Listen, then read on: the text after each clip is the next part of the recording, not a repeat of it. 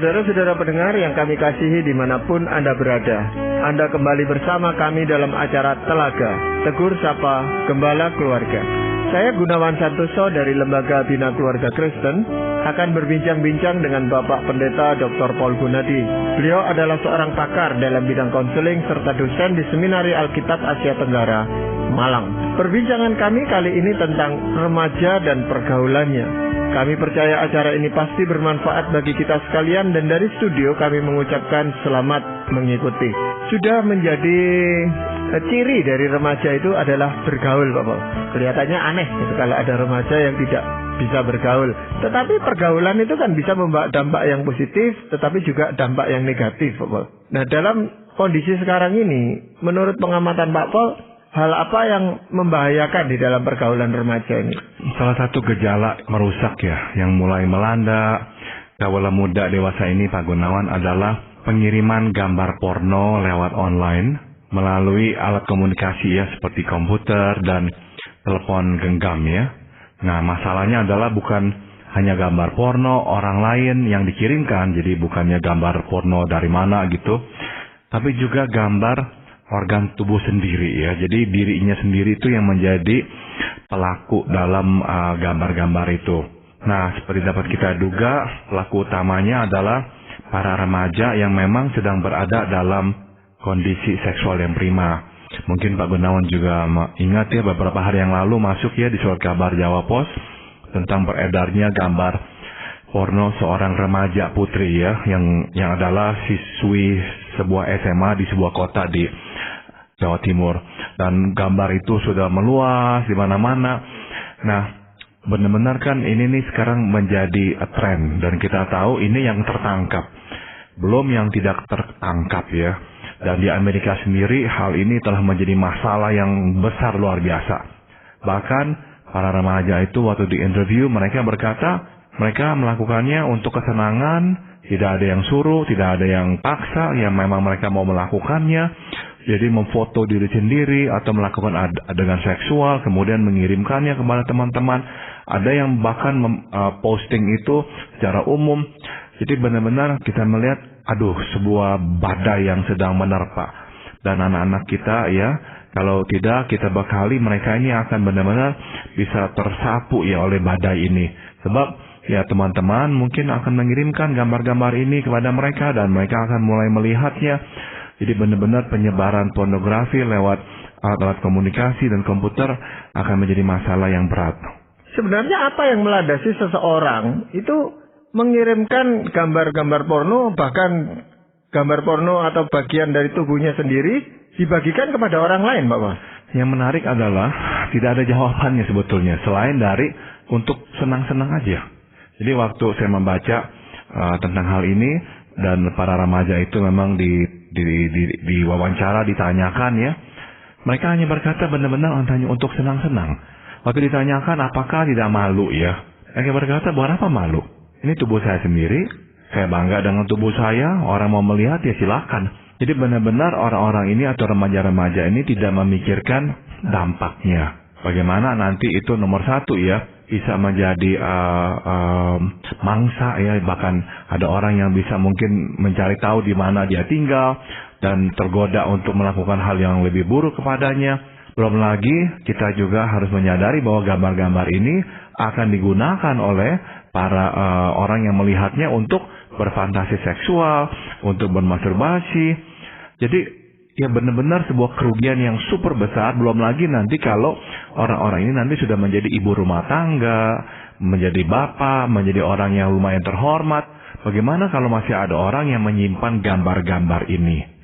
Bagaimana kan nanti kalau nanti dia diperhadapkan dengan gambar-gambar ini setelah dia menjadi mama dan anaknya nanti yang harus berhadapan dengan gambar ini, gambar mamanya atau papanya yang memang sedang beradegan porno dan direkam dan masih ada orang yang menyimpannya.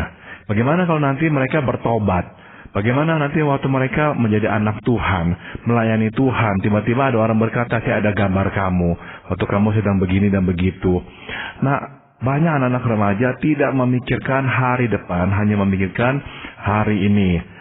Pokoknya yang penting hari ini senang-senang. Nah, jadi benar-benar ini berbahaya luar biasa dan udah menjadi suatu hal yang dianggap normal bagi banyak anak-anak remaja. Sehingga ya banyak yang melakukan hal seperti ini Pak Gunawan. Ada yang mengajak pacarnya ya untuk melakukan adegan porno sendiri dan mengirimkannya kepada dia, saling tukar-menukar. Begitu banyak hal-hal yang menyimpang yang sedang terjadi. Jadi memang ya sudah selayaknya lah kita orang tua mengetahui hal ini. Ya, jadi sebenarnya dampak yang negatif itu yang lebih besar mana Pak Pol? Terhadap dirinya sendiri atau terhadap orang yang melihat gambar itu? Pada akhirnya dirinya sendiri Pak Gunawan ya. Karena apa? Karena tadi yang sudah singgung, bagaimana nanti kalau 10 tahun berlalu dia sudah menjadi seorang ibu rumah tangga, dia telah bertobat, dia telah menjadi orang terhormat dan masih ada orang menyimpan gambar-gambar ini. Bagaimana kalau ada orang mengenali dia dari gambar ini waktu dia sedang berjalan di mana? Dan waktu orang mengenali dia, orang akan mengingat gambar dia dalam adegan porno itu. Nah, jadi ada dampak-dampak berat yang harus ditanggungnya. Juga adalah salah satu dampak berat yang kita mesti pikirkan adalah terjadinya hubungan seksual akibat tingginya tingkat rangsangan yang ditimbulkan, yang tidak jarang menghasilkan kehamilan di luar nikah. Jadi mula-mula saling mengirimkan adegan porno yang dilakukan sendiri. Saking dikirim-kirim lewat handphone atau apa, akhirnya waktu mereka berjumpa ya mereka sudah begitu terangsang, mereka langsung melakukan hubungan seksual dan akhirnya yang menghasilkan kehamilan di luar nikah. Jadi benar-benar masalah ini terus berkembang dan orang tua tidak bisa ya menutup mata. Dan sebenarnya mereka yang melakukan hal-hal seperti ini itu masih di dalam pengawasan orang tua Pak Pol.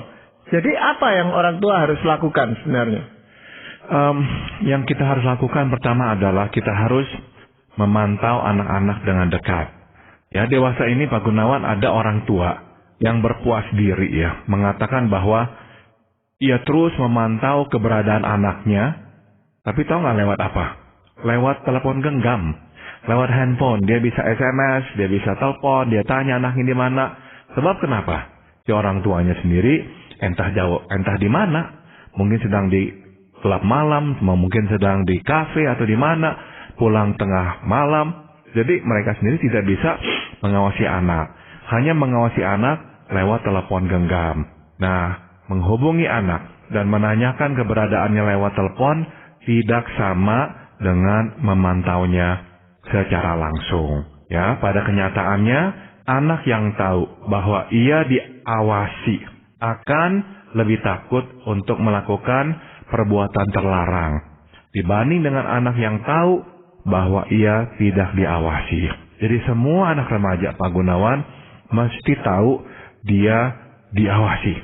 Begitu anak tahu dia tidak diawasi, hilanglah pagar yang dapat menahannya untuk melakukan perilaku menyimpang itu. Bukankah anak-anak yang melakukan hal-hal seperti ini hampir dapat dipastikan lepas dari pengawasan orang tuanya? Bisa memang orang tuanya mengabaikan secara tidak langsung karena pekerjaannya, tapi bisa juga diabaikan secara langsung akibat rumah tangga yang tidak harmonis. Jadi dengan kata lain, kemungkinan hal ini dilakukan oleh anak yang mendapatkan pengawasan yang ketat dari orang tuanya kecil. Namun kalau orang tua tidak mengawasi secara ketat, kemungkinan ini jauh lebih besar. Ya, kalau orang tua itu mengawasi anak terus-menerus, itu kan sesuatu hal yang tidak mungkin Pak Pol dilakukan. Anak kan sudah keluar dari rumah dan banyak temannya di luar rumah. Bagaimana orang tua bisa mengawasi terus-menerus?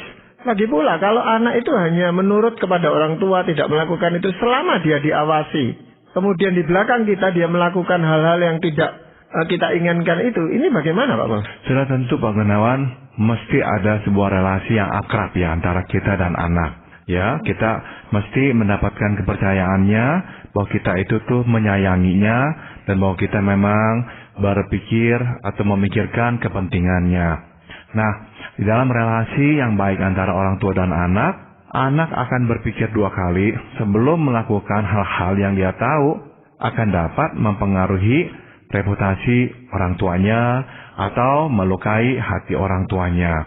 Jadi anak yang tahu dia disayangi akan jauh lebih sulit melakukan hal-hal yang dapat mengecewakan orang tuanya. Tapi anak yang tidak tahu dia disayangi atau tidak mau peduli apakah dia disayangi atau tidak oleh orang tuanya, otomatis juga tidak akan begitu peduli apakah tindakannya akan berdampak pada orang tua atau tidak. Ya, jadi saya tahu ya kita memang harus memberi ruangan kepada anak, kita mesti menambah kepercayaan kepada anak dengan meningkatnya usia. Namun itu tidak berarti kita melepaskan pengawasan secara penuh. Kita tetap harus menanyakan kemana ia pergi, jam berapa ia kembali, dengan siapa ia pergi, apa yang dilakukannya, dan kenapa ia terlambat pulang. Hal seperti itu tetap kita tanyakan kepada anak-anak remaja kita. Sebab semua pertanyaan ini memperlihatkan bahwa kita mengawasinya. Kendati ia tidak suka, tapi pengawasan ini perlu. Ya, kita pun mesti menanyakan tentang penggunaan komputer dan telepon genggamnya. Jangan takut menanyakan hal-hal seperti ini dan jangan takut menyinggung perasaannya. Kalau ditanya kenapa kok, kalau misalnya anak bertanya ya kepada kita, kenapa harus tanya? Katakan jujur, saya takut. Oleh karena itu saya tetap mau memantau. Sebab saya tahu kalau anak dipantau, kemungkinannya dia berbuat akan lebih kecil. Jadi kita katakan terus terang kepada anak. Kalau anak berkata, ya tapi kan saya tetap bisa melakukannya meskipun papa mama mengawasi saya. Betul. Tapi karena kamu tahu kami mengawasi, kamu akan jadinya lebih berhati-hati. Kamu akan lebih merasa bersalah kalau kamu melakukannya. Kamu tidak mau nanti sampai ketahuan. Tapi kalau misalkan kami tidak mengawasi sama sekali, bukankah kamu lebih dapat tergoda? Bukankah kamu lebih dapat nanti berkata, ya udah dah, nggak bakal ketahuan kok. Jadi faktor tidak diketahui itu menjadi faktor yang besar ya, yang mendorong anak untuk melakukan perilaku menyimpang ini.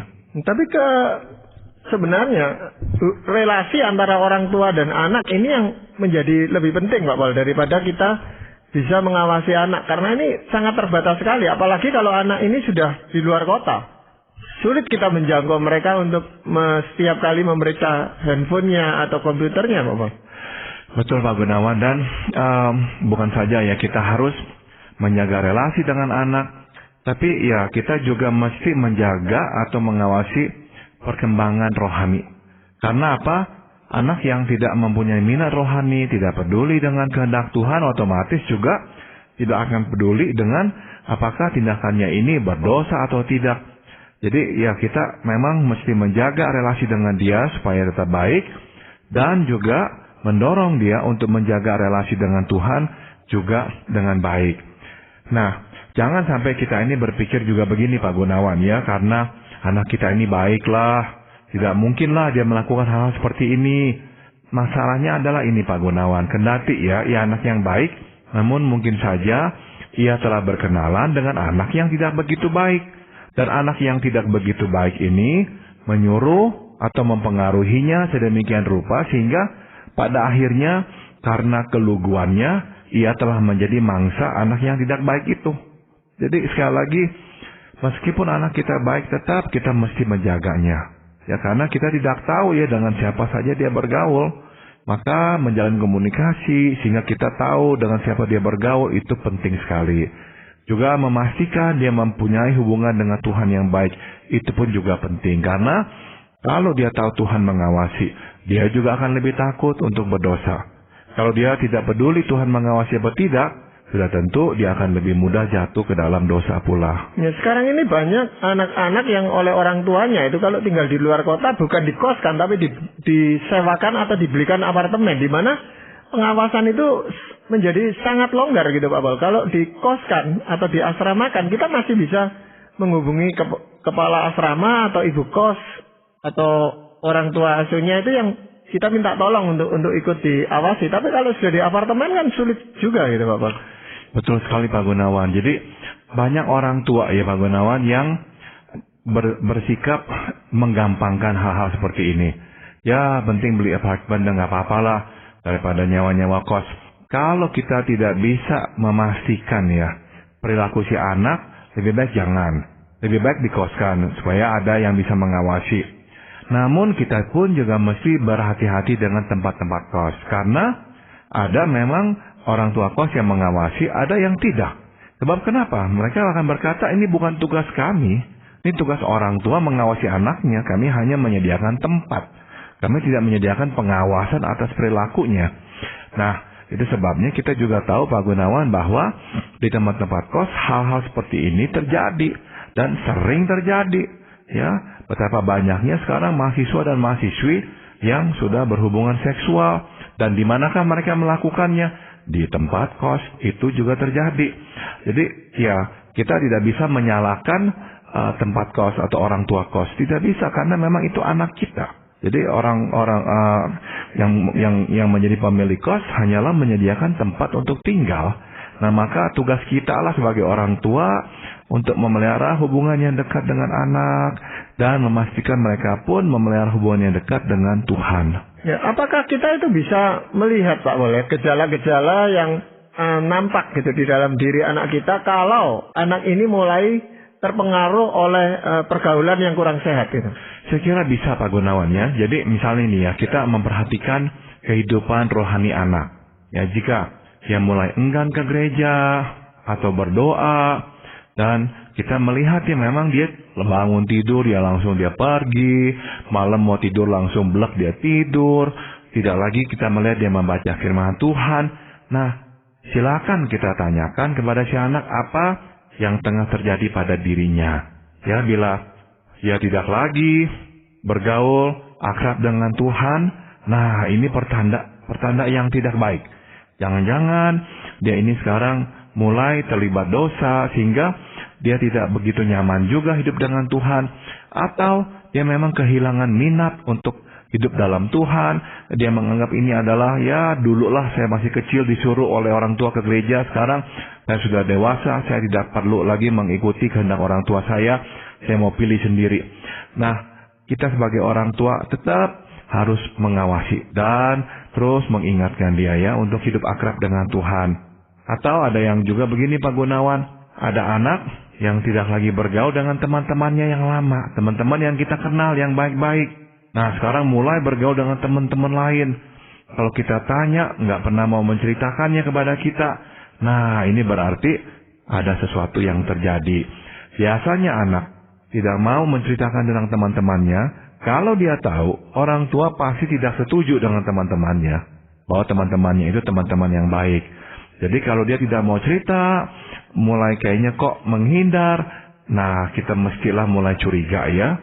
Atau misalnya tanda lainnya, suatu anak sering mengurung diri di kamar dan terlihat kaget ketika kita memasuki kamarnya. Tanyakanlah kenapa dan mulai curigalah apa yang sedang dia kerjakan. Nah, kadang-kadang orang tua pas masuk dia kaget, cetok, dia putar komputernya, dia pencet sesuatu sehingga gambar yang keluar adalah misalnya permainan atau games. Padahal sebelum itu yang sedang dia lihat adalah bisa jadi gambar-gambar porno ya. Jadi kita mesti ya menanyakan, jangan takut bertanya.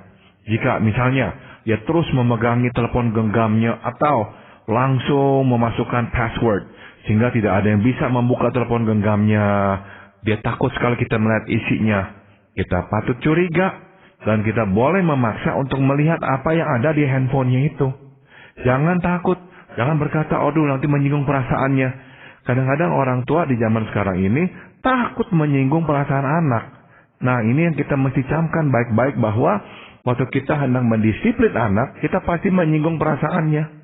Tapi demi kepentingannya ya kita tidak akan mau dihentikan oleh ketakutan kita menyinggung perasaannya. Sudah tentu kita juga nggak sembarangan mau menyinggung perasaannya, nggak sembarangan mau melecehkannya, ya menghinanya atau apa. Ya jangan, tidak. Tapi untuk hal yang penting, walaupun menyinggung perasaannya tidak apa-apa. Ya, jadi semua perubahan-perubahan atau tanda-tanda yang tadi saya sebut itu biasanya mempunyai penyebab dan adalah tugas kita untuk memastikan bahwa penyebabnya bukanlah masalah yang serius. Sulit memang bagi kita sebagai orang tua itu kadang-kadang membedakan, Pak Boleh. Kita mau mendisiplin anak dengan cara-cara seperti itu, tetapi kita juga mau menghargai profesi dari anak itu sendiri.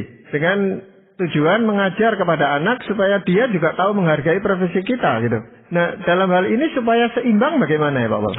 Jadi kadang-kala ya kita harus berterus terang kepada anak bahwa saya selalu menghargai privatan kamu, privasi kamu. Saya tidak sembarangan memasuki kamar kamu dan kamu tahu itu.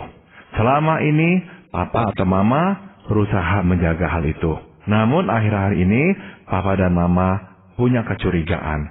Dan untuk memastikan bahwa kecurigaan kami ini tidak benar, kami ingin menanyakan, kami ingin melihat langsung. Jadi lebih baik berterus terang begitu. Daripada diam-diam, buka-buka sana, buka-buka sini, mau mencari tahu tentang anak kita. Lebih baik kita langsung bicara dengan dia. Nah, tadi yang saya singgung adalah banyak orang tua sekarang takut melakukan hal itu kepada anak. Jangan menghormati anak lebih daripada menyayangi jiwanya. Ya, kita harus menyayangi jiwa anak, jangan sampai rusak. Jangan sampai masa depannya hancur. Nah, saya akan korbankan menghormati perasaan anak untuk itu. Sebab ada hal yang jauh lebih penting lagi. Di samping sebagian besar orang memang takut melakukan hal itu, juga kadang-kadang tidak tahu caranya gitu Pak Paul. Bagaimana caranya saya itu bisa masuk mendekati anak, menanyakan informasi itu tanpa menimbulkan ketersinggungan atau bahkan menimbulkan jarak yang lebih jauh antara kita dengan anak. Jadi memang tadi saya sudah sarankan kita langsung ya terus terang berkata kami curiga. Dan karena kami curiga kami ingin tahu. Nah misalkan dia pakai password semuanya, kita katakan baik, saya akan ambil komputernya. Ambil. Dan kita akan katakan saya akan bawa ke ahli komputer yang bisa memecahkan passwordnya. Supaya bisa lihat isinya apa. Dan lihat reaksi dia. Kalau reaksinya begitu marah, begitu ketakutan, begitu panik. Nah, kita tahu ada sesuatu. Dan kita katakan pilihanmu hanya dua. Buka sekarang, saya lihat semuanya. Atau saya ambil dan saya akan bawa ke tempat lain supaya orang lain yang juga akan melihatnya. Jadi inilah yang mesti dilakukan. Karena apa? Karena begitu banyak bahaya. Sudah terlalu sering korban berjatuhan dan kita hendak menghentikannya. Tapi memang perlu diberitahukan kepada anak akan risiko apa yang dia lakukan pada saat ini Pak Paul.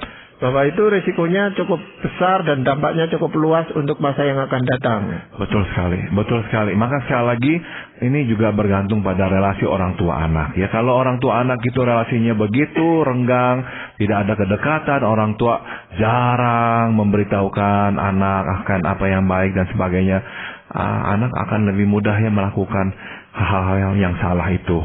Ya kalau mengenai hubungan rohani anak, ini memang biasanya kita bisa tanyakan, misalnya tadi khotbahnya tentang apa gitu, lalu ayat bacaan kitab suci hari ini apa, ini kita bisa komunikasikan dengan anak Bapak memang. Betul. Tapi untuk hal-hal yang tertutup ini memang kita harus hati-hati dan tetapi juga harus berani melangkah. Nah Pak Paul, apakah ada hal lain yang ingin Pak Paul sampaikan? Yang terakhir adalah ini Pak Gunawan ya, kita mesti berhati-hati dengan tipe teman pemangsa. Nah, apa maksud saya? Begini nih. Ada anak yang dibesarkan dalam lingkungan yang buruk ya, sehingga sejak kecil anak ini telah dikondisikan untuk menjadi pemangsa anak lainnya. Misalnya, ada anak yang mengalami penganiayaan, dipukuli dengan luar biasa beratnya, kerasnya oleh orang tua. Sehingga ia pun akhirnya menjadi penganiaya pula. Jika keinginannya tidak terturuti, dia akan marah, dia akan mengancam, serta melakukan hal-hal yang buruk. Bila anak kita jatuh ke tangannya, sudah pasti ia akan menjadi objek manipulasi dan ancamannya. Atau, ya contoh lainnya, ada anak yang tidak terawasi dengan baik oleh orang tuanya, sehingga ia bebas melakukan apa saja, termasuk menonton film porno. Belum lagi ya kalau anak itu memang bisa mendapatkan film-film porno itu di rumah. Dalam keluarga yang bermasalah, di mana ada ayah atau ibu yang juga bermasalah, yang mempunyai akhlak yang buruk, mereka mungkin juga menjadi pengkonsumsi film-film porno. Sehingga anak-anak sejak kecil mempunyai akses terhadap film-film porno itu. Nah, bila anak kita berkenalan dengan anak yang seperti ini, yang dibesarkan dalam rumah seperti itu, nah dengan berbagai cara anak itu akan membuat anak kita tunduk kepadanya dan bahkan bersedia bersetubuh atau melakukan adegan seksual lainnya. Jadi, awasilah teman anak-anak. bila ia tampak sangat ketakutan atau begitu tunduk pada seorang temannya, berhati-hatilah. Ya, rupanya tipe teman pemangsa ini makin hari makin bertambah banyak, Pak Paul, mengelilingi anak atau anak-anak kita. Betul, karena memang ya makin banyak keluarga bermasalah. Makin banyak orang tua yang kawin cerai, yang hidupnya itu juga tidak karuan. Sudah dapat dipastikan anak-anak mereka pun akan tidak karuan. Dan akan ada sebagian yang akan memangsa anak-anak yang baik. Nah, anak-anak kita yang baik mungkin sekali lugu, tidak begitu mengerti kejahatan orang lain. Maka kita mesti melindungi dia. Ya, saya jadi harus mengingatkan orang tua dah. Mesti berbuat ya sedapat-dapatnya ya, sebaik-baiknya melindungi anak-anak dari tipe-tipe teman yang berakhlak buruk seperti ini. Dan keteladanan orang tua ini sangat dibutuhkan oleh para remaja atau para pemuda kita saat ini gitu, Pak Paul.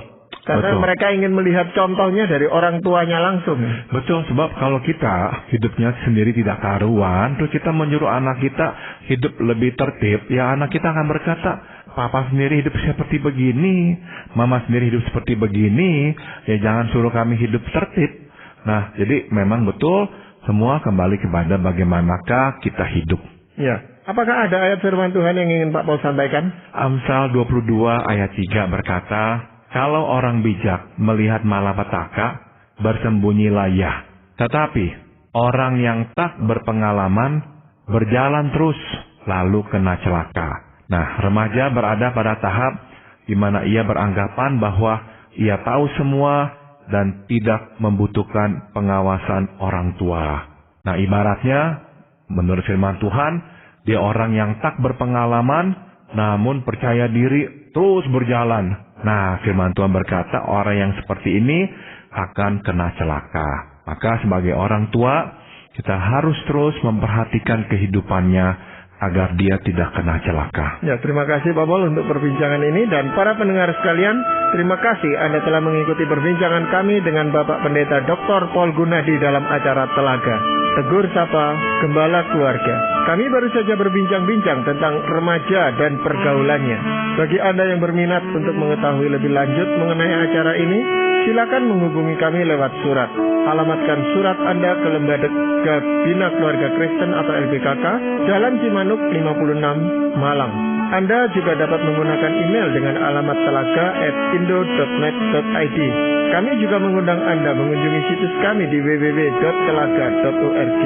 Saran-saran, pertanyaan, serta tanggapan Anda sangat kami nantikan. Akhirnya dari studio, kami mengucapkan terima kasih atas perhatian Anda dan sampai jumpa pada acara Telaga yang akan datang.